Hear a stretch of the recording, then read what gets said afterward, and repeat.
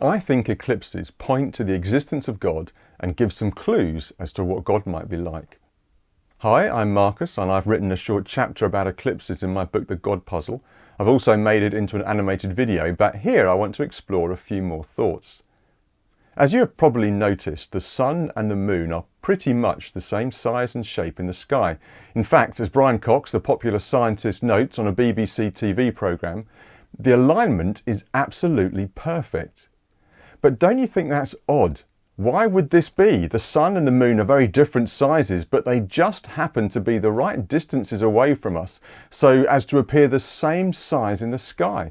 Now, I think that's odd. It's been called a fluke of celestial mechanics and time. The mechanics part refers to their relative sizes, distances and orbits, but why time? Well, it's because their distances have been changing over time, and it's only now in the last few million years or so, basically ever since there was life on Earth to see it, that they appear to be the same size in the sky. But is that just a fluke? I think it's so improbable that it makes me wonder if someone has purposefully placed them there. Now, I must admit I'm a bit cautious about this piece of the God puzzle.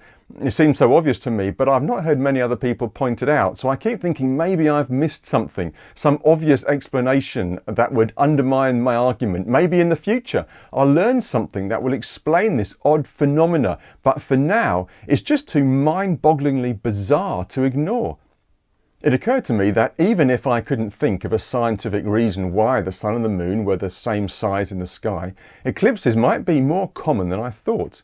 I did a bit of research, therefore, to see if and how often they occurred on other planets in our solar system. To calculate a measure of how precise solar eclipses are, you first calculate the angular sizes of a moon and the sun at the extremes of their orbits. That is, when they are nearest and furthest away from their planet. Then, for each extreme, divide the angular size of the sun by the angular size of the moon to get a ratio. If it's less than 1, then there can be a total eclipse where the moon appears bigger and completely blocks out the sun. If the ratio is greater than 1, then there will be a partial annular eclipse where the moon appears smaller in the sky and you can still see some of the sun when they're in line.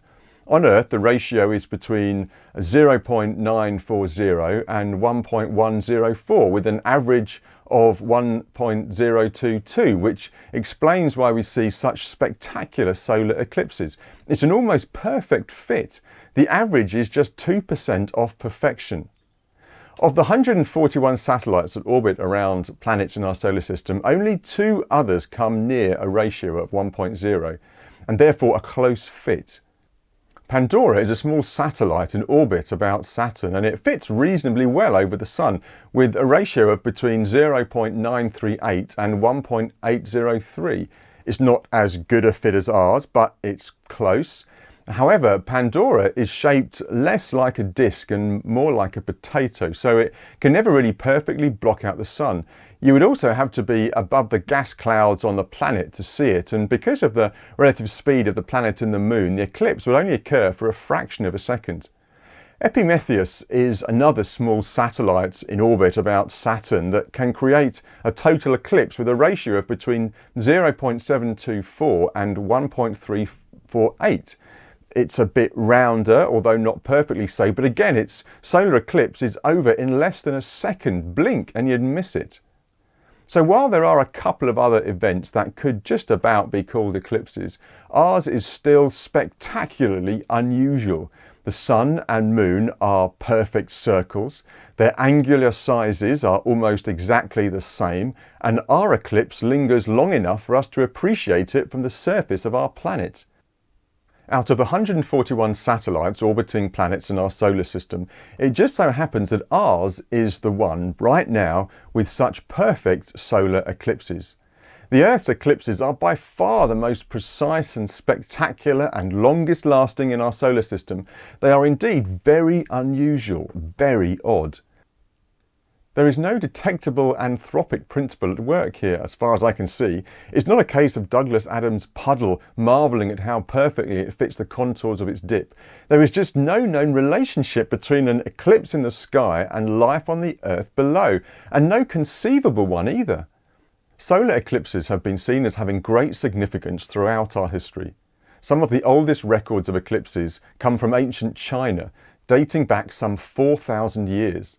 Now, they understood eclipses to be caused by a giant celestial dragon eating the sun, and so banged drums and made loud noises to scare the great beast away. A fun fact, apparently the Chinese word for eclipse ends with a symbol meaning to eat. Now, there is a similar Native American myth, but instead of a dragon, a mischievous squirrel needs to be frightened off. In one particularly grim Indian myth, an immortal severed head chases the sun around the sky. Occasionally it catches up with it and swallows it, but because it has no body, the sun soon reappears out the other side. The Incas believed an eclipse was a sign of their sun god's displeasure, and so fasted and made sacrifices to appease him. Some people even today believe that pregnant women should avoid eclipses to protect their unborn babies from harm. Now, of course, we can now dismiss all of these things as demonstrably false. We know what causes eclipses, and it's not squirrels or severed heads. Eclipses are regular and predictable, and no correlation has ever been found with any health problems. Scientific America sums up our modern take on eclipses like this.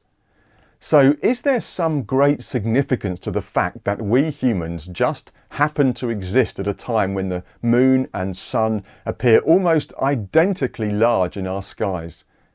Nope, they answer. We're just landing in a window of opportunity that's probably about 100 million years wide. Nothing obviously special, just rather good luck. But hang on, I find it strange that they can so glibly dismiss eclipses as having no great significance and being nothing obviously special, while in the same breath or paragraph recognizing how incredibly unlikely they are. I wonder what basis they have for this confident conclusion. Just because we know what physically causes eclipses does not mean we should ignore the serendipity of their occurrence. In fact, understanding the science of eclipses has helped us appreciate their rarity.